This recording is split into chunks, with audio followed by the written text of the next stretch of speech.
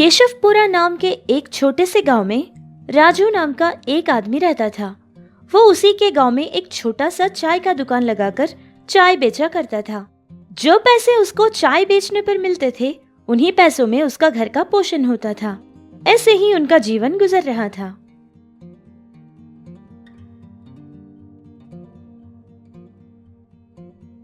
अरे राजू, कैसे हो भाई? जल्दी से अदरक वाली चाय पिला दो। नमस्ते सर, कैसे हैं आप? बस अभी देता हूँ।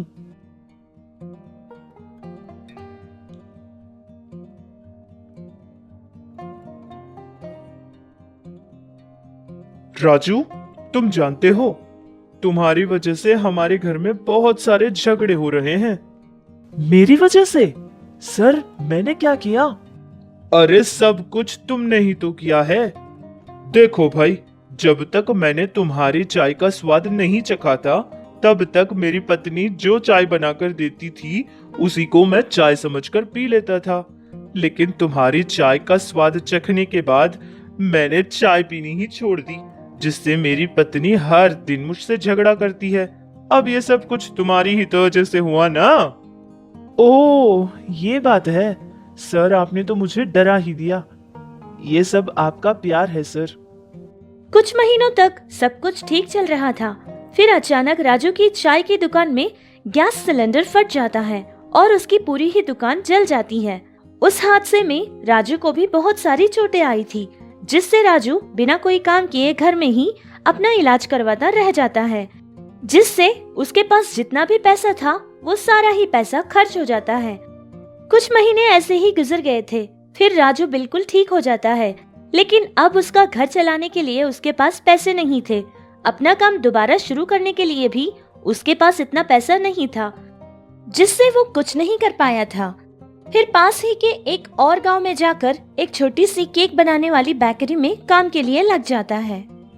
उसे उस काम के लिए बहुत ही कम पैसे मिलते थे, लेकिन उसके पास कोई और रास्ता भी नहीं था, जिससे वो वही काम करके जीने लगा।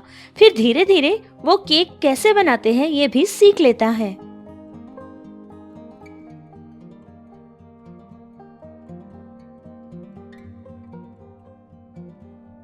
सुनिए जी, कब तक ऐसा ही चलता रहेगा? सिर्फ आप ही मेहनत करते रहेंगे। मैं भी आपकी कोई सहायता करूंगी। मैं भी कोई ना कोई काम करूंगी। अरे ये तुम क्या कह रही हो? जब तक मैं जिंदा हूँ तुम्हें कुछ काम करने नहीं दूंगा। हमारे भी अच्छे दिन बहुत जल्द ही आएंगे। बस हमें थोड़ा इंतजार सब्र के साथ करना पड़ेगा। ऐसे ही कुछ महीने गुजर गए थे। फिर एक दिन उनकी बेकरी को एक चर्च के फादर आ जाते हैं और कहते हैं कि उस बेकरी में खरीदा हुआ केक तो बहुत ही स्वादिष्ट था, जिसके वजह से वो उनके फंक्शन में एक बहुत ही बड़ा केक ऑर्डर देने वाले थे।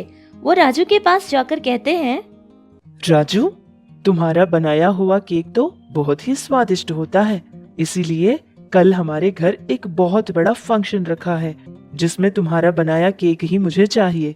उसी के ऑर्डर के लिए मैं यहाँ आया हूँ। देखना राजू, कल तुम्हारा बनाया हुआ केक 100 लोगों से भी ज्यादा खाने वाले हैं। जी फादर, जरूर बनाऊंगा और देखना सबको पसंद भी आएगा। राजू के बनाए हुए केक बहुत ही स्वादिष्ट होते थे, जिससे बहुत कम समय में ही राजू को बहुत सारे ऑर्डर्स मिलने लगे। राजू के गांव वाले भी उसी गांव आकर वहां से ही केक्स खरीदा करते थे, जिससे राजू के दिमाग में एक ख्याल आता है। वो सोचता है कि वो अपने ही गांव में एक छोटा सा केक का दुकान क्यों न खोले। फिर राजू बिना देर किए अपने गांव चला जाता है और वहां एक छोटा सा दुकान खरीदता है और उसी में बेकरी लगा लेता है। गांव के सारे लोग आकर राजू से ही केक खरीदा करते थे। राजू का केक तो बहुत ही अच्छा रहता था, जिससे उसका धंधा बहुत ही अच्छे से चलने लगा।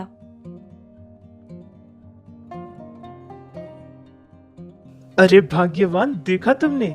मैंने कहा था ना कि हमारे भी अच्छे दिन जरूर आएंगे। हमारा धंधा कितना अच्छा चल रहा है।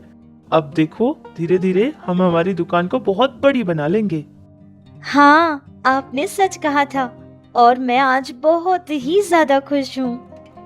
ऐसे ही राजू मन लगाकर खुशी खुशी काम किया करता था, लेकिन अचानक उसकी छोटी सी दुकान के आगे एक बहुत ही बड़ी और बहुत ही खूबसूरत बेकरी लगा लेते हैं। वो बेकरी देखने में भी बहुत ही सुंदर लगती थी, जिससे सारे ही लोग उस बड़ी वाली बेकरी में जाकर ही सारी चीजें खरीदा करते थे।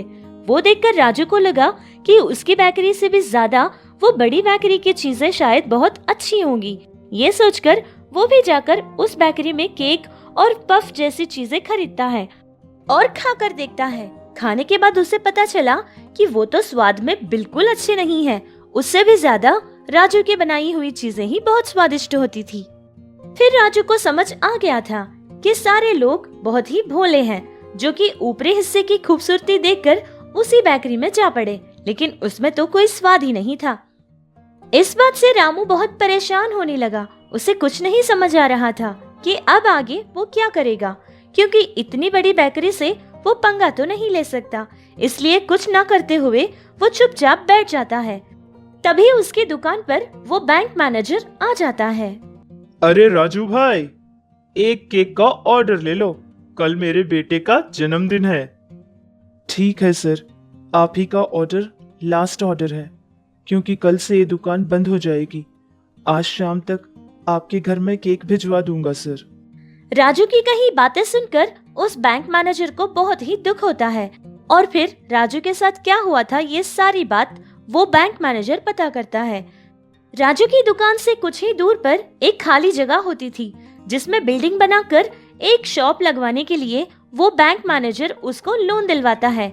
राजू को तो ये बात पता थी कि उसके बनाए केक तो बहुत ही स्वादिष्ट होते हैं, लेकिन गांव के लोग स्वाद को नहीं बल्कि उस दुकान की खूबसूरती को देखते हैं। इसीलिए इस बार राजू ने अपनी दुकान ऐसे बनाई जैसे कि लोगों की सारी निगाहें उसकी दुकान पर ही टिक जाती थी, क्योंकि राजू अपनी दुकान एक बहुत ही बड़े केक के रूप में बनवाता है और फिर उसका नाम भी जेंट केक हाउस रख देता है।